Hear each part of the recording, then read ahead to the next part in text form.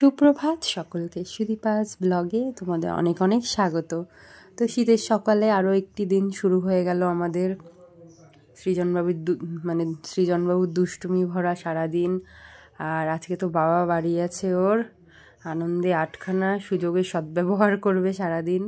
না যাবে বকা, না যাবে কিছু করা, একটার জায়গায় দুটো করে লেজ গজাবে ওর, এরকম একটা ব্যাপার।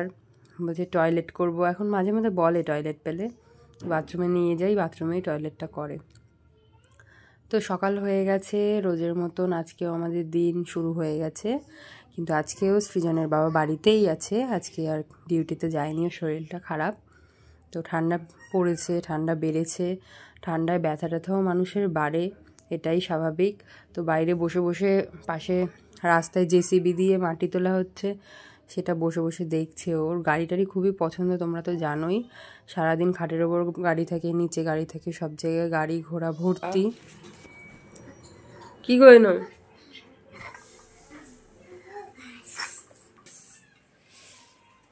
কি হয়েছে বাবা? আমাকে কোম্পানি দিতে সকালবেলা বসে গেছে আজকে চা খেতে, চা পড়ে না যায় যেন বিছানায়। দেখো, অন্যদিন চা খায় না, আজকে যেহেতু বাবাকে চার একজন বিস্কুটের কৌটো নিয়ে বসেছে চা খেতে। মানে দুজনে এক একজন এক এক রকম অলংকার।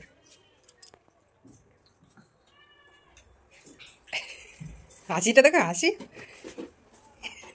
রোজ সকালবেলা উঠে সৃজনবাবু তুলসী পাতা দিয়ে মধু দিয়ে এক বাটি জল খায়, সেটা আজকে পট করে চেঞ্জ হয়ে গেছে। চেঞ্জ হয়ে যাওয়ার পরে ও চা নিয়ে বসে গেছে, তোমরা তো দেখতেই পারছো। আজকে ওর বাবার মহারাজ, আমারও লাডলা বেটা, কিন্তু আমি একটা নিয়মের মধ্যে রাখার চেষ্টা করি। আজকে একটু অন্যরকম, পাশ থেকে ডাকছে, শোনো মাম্মি মাম্মি মাম্মি। দুষ্টু ছেলে, সবসময়ই দুষ্টুমিও চলে। তো যাই হোক, তো সকালবেলায় ছেলে একটু চা বিস্কুট খেয়েছে, আমিও খেয়েছি, ওর পাপাও খেয়েছে। আমার এতটাই ঠান্ডা বেশি যে আমি মোজা পরে নিয়েছি গাইস, তোমরা দেখতেই পারছো। তো সকালবেলায় ঝাড়টার দিয়ে সব কিছু কমপ্লিট করে রান্না করে নিয়েছি। আর রান্না বলতে কাঁচা ধোয়া আছে প্রচুর, ওর জন্য অল্প কিছুই রান্না করেছি। হতেও পারে, বলো সৃজন, এটা লাল হবে না সাদা? লাল হবে না সাদা হবে বলো?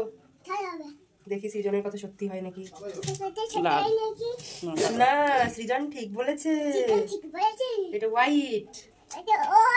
হোয়াইট মানে, হোয়াইট মানে কি বাবা? সাদা, একদম থাপ্পড় দেবো সাদা। সারাদিনে দুষ্টু মহারাজকে নিয়ে সবাই মেতে থাকে বাড়ির। সৃজনের জেঠু, বাবা, ঠাম্মি, পাশ থেকে ওই জেঠু মজা করছে। আমি ওর বম্মা দুজনে মিলে ড্রাগন ফল খাচ্ছি। লালগুলো না পাওয়া যায়, ভালো লাগে লালগুলো। খেয়েছো?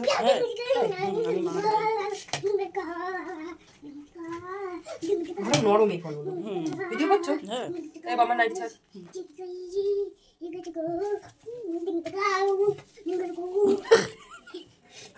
তুমি কেঁপে যাচ্ছ, তোমার ফোনটাও যাচ্ছে কাছে। এ বাবাই, কারো গায়ে হাত দিতে নেই, বাবাকে বলে দেবো।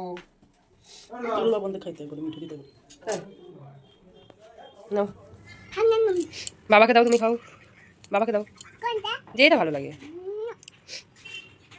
ও গামছাটা সরো, বাবাকে দাও। Thank you baby.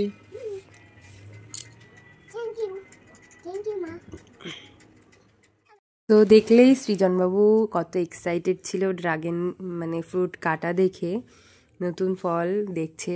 কিন্তু দিলাম একটুখানি মুখে, খেতেই চাইলো না, ওর খেতে ইচ্ছা করলো না। পাকা পাকা কথা আছে বাবুর, খাওয়া দাওয়া নেই। তো বাবারও দুজনে মিলে সকালবেলা সবাই ভাত খেয়েছি।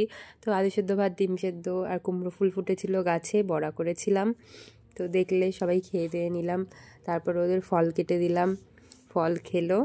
আর আমি আজকে তিনতলা ছাদের ওপরে নতুন কাচাকাচি শুরু করলাম। তো ছাদটাকে ভালো করে ধুয়ে নিয়েছি, কারণ বালি টালি ছিল, অনেক কিছু ঝাঁটা দিয়ে ঝাড়টার দিয়ে নিয়েছি। এখন শীতের জামা কাপড় প্রচুর হয়, তার মধ্যে আগের দিনও কাচিনি, যে কারণে আজকে অনেক জামা প্যান্ট হয়েছে। তো দেখো, ছাদের ওপর তো প্রচণ্ড হাওয়া দিচ্ছিল, তোমরা বুঝতেই পারছো গাছের পাতা দেখে। তো ভীষণ শীত শীত। তো শীতকালে তো ঠান্ডা বেশিই হবে, এটা স্বাভাবিক, কিন্তু আমার যেহেতু ঠান্ডার ধাঁচ, তার মধ্যে সব কিছুই করি আর কি। আগে সত্যি কথা বলতে সৃজনের বাবা মানে আমার হাজব্যান্ড সবই করে দিত, তোমার দাদা ভাই। কারণ সৃজন যে সময় মানে আমি কনসিভ করেছিলাম, যখন সৃজন যে সময় আমার পেটে ছিল, তখন ও কাছাকাছি ওই করে দিত বেশিরভাগ। তো এখন যেহেতু শরীরটা খারাপ, ওর জন্য আমার বলতেও ইচ্ছা করে না ওকে, কিন্তু তার মধ্যে ওর কর্মজীবন ও চালাতেই হবে, কিছু করার নেই। ওর ওর কাজকর্ম সবই ও বাইরের কাজ বাজ করছে এখন। ওই জন্য আমি কোনো সময় ঘরের কাজের কথা না বললে পারলে বলিই না। ও বলে মাঝে মধ্যে যে দাও আমি জামা কাপড় মেলে দিয়ে আসি ছাদে। আমি বলছি না, সবসময় বলি যে না তোমার করা লাগবে না, কারণ আমার ভালো লাগে না ওকে দিয়ে কাজকর্ম করাতে। এখন আগে করে দিত, প্রচুর কাজকর্ম করে দিত, এখনও করে দেয়, কিন্তু আমি করতে দিই না। তো আজকে ছুটির দিন আছে, বাবা ছেলে নিচে বসে বসে লেবু টেবু খাচ্ছে, আর আমি ওপরে হাওয়াটাও দিচ্ছি। প্রচুর জামা কাপড় গাইস ভিজিয়েছি, দেখতেই পারছো। তো জামা কাপড়গুলো কেচে নিচ্ছি, দুপুরে রান্নাবান্নার ওইদিকে জোগাড় হচ্ছে। দুপুরে রান্নাবান্নাও হালকা পাতলা কিছু হবে। তো এরপরে আমি কাচা টাচা হয়ে গেলে স্নান টান করবো, করে পুজো টুজো দেবো। আমার মনে আছে যখন সৃজন মানে যে বছর হয়েছিল প্রথম, তো আগস্টে হয়েছিল, নভেম্বর ডিসেম্বর মাস থেকেই তো ঠান্ডা পড়ে যায় সাধারণত। তো আমার মাও জামা কাপড় ধুয়ে টুয়ে দিত, তা সৃজনের বাবাও সৃজনের জামা কাপড়গুলো ধুয়ে দিত। আমাকে সে সময় জলই ঘাটতে দিত না সৃজন হওয়ার পরে। এটা স্বাভাবিক, যার কারোর করার না থাকে সে তো মানে তার হাজব্যান্ড বা নিজের লোকই করে। তো সৃজনের বাবা করতো, সৃজনের ঠাম্মিও করতো, আমার মাও করতো, সবাই মিলে মিলেমিশে করতো। তখন আমি মানে রেস্টে রাখার চেষ্টা করতো আমাকে। এখন সৃজনবাবু বড় হয়ে গেছে আমার, তার সঙ্গে সঙ্গে মানে ওর সঙ্গে সঙ্গে তাল দিতে দিতে সারাদিন এমনভাবে কেটে যায় আমি নিজেও টের পাই না। তো সারাদিন এত দুষ্টুমি করে গাইস, তোমাদের না দেখলে তোমরা বুঝতেই পারবে না। তো সারা দেওয়াল, আমার এখন সাদা দেওয়ালগুলো এমনভাবে এঁকে এঁকে রেখে দেয়, মানে কি আঁকেও নিজেই জানে না। দেওয়ালে তো আঁকবেই, তার উপর ওর বাবাকে যদি ঘুমোতে দেখে বাবার নাকে মুখে ছবি আঁকবে, ওর নিজের পায়ে হাত পায়ে সব জায়গায় স্কেচ পেন দিয়ে ভরিয়ে দেবে ছবিতে, এরকম দুষ্টুমি করে।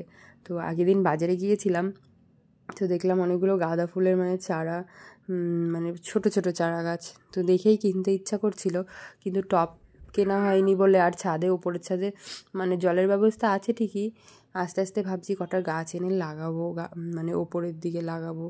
ছাদের আছে মানে নিচে যেই ক্যারেটগুলো আছে, ক্যারেট টাইপের মাছের না, এগুলো সবজির ক্যারেট, তো সবজির ক্যারেটে লাগানো আছে কিছু কিছু গাছ, কিন্তু সেরকমভাবে যত্ন নেওয়া হয় না, কারণ সৃজনের যত্ন আমার নিতে হয়। ওই জন্য গাছ লাগাবো ভেবেও মানে হয়ে উঠছে না, কারণ গাছও বাচ্চাদের মতনই, তাদেরও যত্ন নিতে হয়। তোমরা তো জানোই ভালো করে যাদের যাদের বাড়িতে গাছ আছে। কিন্তু ভাবছি, গোলাপ ফুল তো আমার খুবই ভালো লাগে, তার মধ্যে শীত পড়ে গেছে, শীত পড়ার পরে না গাছে সেরকম একটা ফুল ফোটেও না, শুধু গাঁদা ফুলগুলোই ফোটে, সেরকম ফুল ফোটে না। এবার গাঁদা ফুলের গাছগুলো মানে মুরগি ছিল আমাদের, যখন মুরগিতে খেয়ে নিয়েছে মুরগিতে খেয়ে খেয়ে পুরো পরিষ্কার করে ফেলেছে গাছগুলো, একটাও গাঁদা ফুলের গাছ নেই, যে কারণে গাঁদা ফুলের গাছ লাগাবো। তো আজকে বৃহস্পতিবার ছিল, নীলকণ্ঠ ফুটেছিল, জবা, আর এদিকে ওই যে তারা, তো মানে ওগুলোকে কী বলে, টগর, সাদা টগর কটা ফুটেছিল। তো অল্প ফুল ছিল, ফুল আনা হয়েছিল না, তো পুজো টুজো দিয়ে নেবো আর কি। পুজো টুজো দিয়ে নিচে গিয়ে মনে হয় রান্নাবান্না করছে আমার শাশুড়ি মা আছে, যা আছে, ওনারা রান্না করছে। তো আমি নিচে গিয়ে সৃজনকে খাইয়ে দাইয়ে দেবো। আর আজকে সেরকম বাজারের দিকে গিয়েছিলাম বলতে কালকে গিয়েছিলাম বললাম তো, গাঁদা ফুলের চারা দেখে এসেছি। আজকে বাজারে যেতে পারিনি, যে কারণে আপেল আর কলাই ঠাকুরকে দিয়েছি। সাইড থেকে সৃজনবাবুর আওয়াজ তোমরা শুনতে পারছো, রোজ কোনো না কোনো কাজেও ব্যস্ত থাকে, কিন্তু আজকে যখন ভয়েস দিচ্ছি আমার কাছেই রয়েছে সৃজন, এতটা দুষ্টুমি করে। তো আজকে বেশি কিছু রান্না করেছিলাম না, পটল ভেজেছিলাম, আর ওটাকে কি বলে, এই মানে কুলেখাড়া শাক দিয়ে জ্যান্ত মাছের ঝোল করেছিলাম, আমুদি মাছ ভাজা, আর গরম গরম ভাত করেছিলাম। ব্যাস, আজকের ব্লগটা এইটুকুই। কেমন লাগলো জানিও।